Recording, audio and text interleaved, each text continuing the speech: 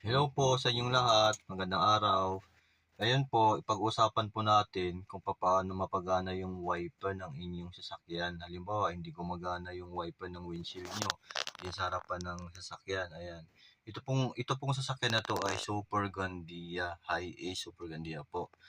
Ngayon po, ang pinakamagandang gawin para mapagana yung wiper, siyempre, unang-unang gagawin natin, hanapin po natin yung fuse box na matatagpuan po dito lang po sa ilalim ng driver side.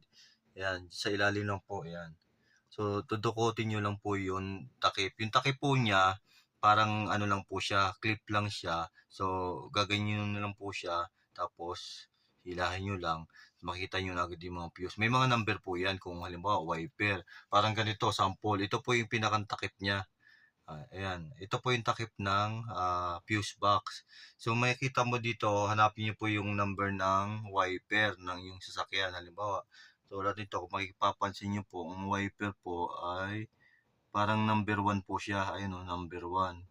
So, nakalagay ay 25 amperes. Yan, 25 amperes po. Yan, yan, number 1 po. Number 1. Yan, 25 amperes. Ito po ang fuse niya para malaman po nyo yung itsura ng fuse po niya. Napakalit lang po. Ganito lang po yung fuse niya. Ayan.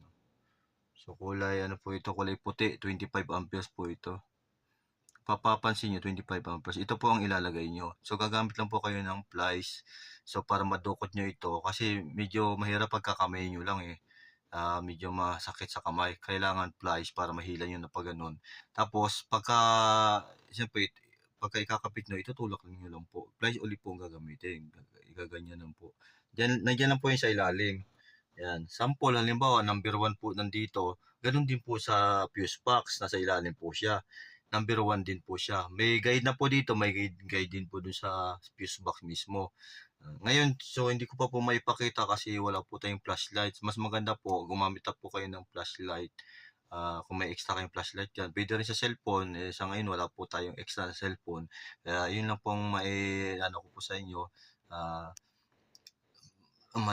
suggest ko sa inyo na may extra po kayong flashlight. Ayan. Tapos mapapagana nyo na po yung wiper. So ngayon, pag hindi pa rin po napagana, no choice po tayo kundi dali na lang po sa pagawaan o kung saan man kayo may alam na kakilala o kaya sa kasa nyo lang ipacheck. Pero ito muna yung pinakamagandang gawin nyo. I-check nyo po muna ang inyong fuse box sa mga driver po dyan na bago pa lang po, nandi alam kung paano mapagana. So panoorin nyo lang po itong video ko. Yun lang po, sana makatulong po ang aking video. Maraming salamat.